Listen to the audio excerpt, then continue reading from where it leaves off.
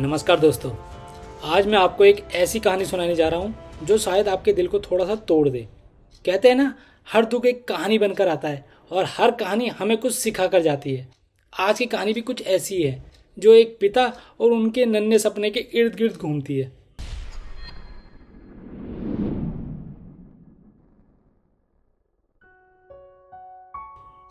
माधव चाचा की टोपी और पगड़ी की दुकान थी। दुकान पुरानी थी और ग्राहक भी कम आते थे, लेकिन माधव चाचा उसी समय दुकान खोलते, झाड़ू लगाते और अपनी लकड़ी की चारपाई में बैठ जाते। उनका एक ही सहारा था, उनका 10 साल का बेटा गोपाल। गोपाल हर सुबह स्कूल जाते समय दौड़कर आता, चाचा को गले लगाता और कहता, बाबा, एक दिन आपकी सबसे सुंदर पगड़ी मैं स्कूल की परेड में पहन कर जाऊंगा। माधव चाचा मुस्कुराते और उसके सिर पे हाथ फेरते हुए कहते, वो दिन जरूर आएगा रे गोपाला। लेकिन वो दिन कभी नहीं आया। एक शाम मंदिर की आरती से वापस आते समय सड़क पर अचानक मची भगदड़ में एक तेज कार ने बच्चों के झुंड में टक्कर मार दी। उसी भीड़ में गोपाल भी था। अस्पताल में जब माधव चाचा पहुंचे तो उनका छोटा मासूम, जो उनसे एक पल भी दूर नहीं होता था, आज सफेद चादर के नीचे शांत पड़ा था। माधव चाचा खूब रोए।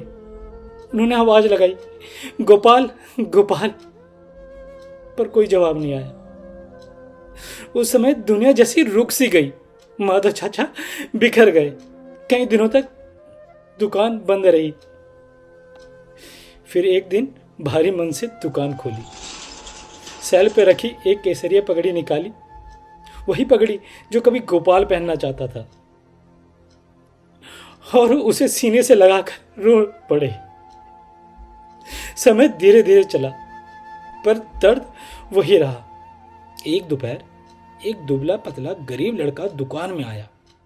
फटे कपड़े, धूल भरे पैर, पर आंखों में वही चमक जैसी कभी गोपाल की होती थी। लड़का डरते हुए बोला, चाचा, कल स्कूल में स्वतंत्रता दिवस की परेड है। सब पगड़ी पहनेंगे, पर मेरे पास पैसे नहीं है।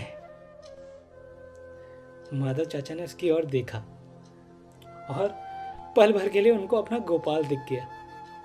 उन्होंने कांपते हुए हाथों से केसरिया पगड़ी उठाई, जिसे उन्होंने कभी किसी को नहीं दी थी, क्योंकि वो गोपाल की आखिरी निशानी थी।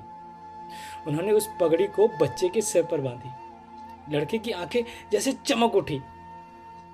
लड़का भावुक होकर बोला, चाचा, मैं बड़ा आदमी बनकर एक दिन जरूर लौटूंगा और आपको देखना गर्व दिलाऊंगा। लड़का पगड़ी संभालते हुए दौड़ता चला गया।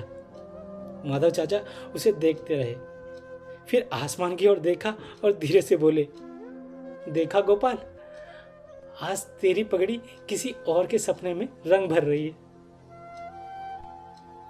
उस रोज दुकान में वही चुप्पी थी, लेकिन कई महीनों बाद पहली बार माधव चाचा के चेहरे में हल्की सी मुस्कान थी और उनकी आंखों में बहता दर्द, जो आधा सा हो गया था, क्योंकि आधा किसी और बच्चे की खुशी बन चुका था। दोस्तों, सच्चा प्रेम केवल साथ रहने से नहीं होता। कभी कभी किसी की यादों को आगे बढ़ाने का सबसे खूबसूरत तरीका किसी और की जिंदगी में खुशी बनकर उतर जाना है।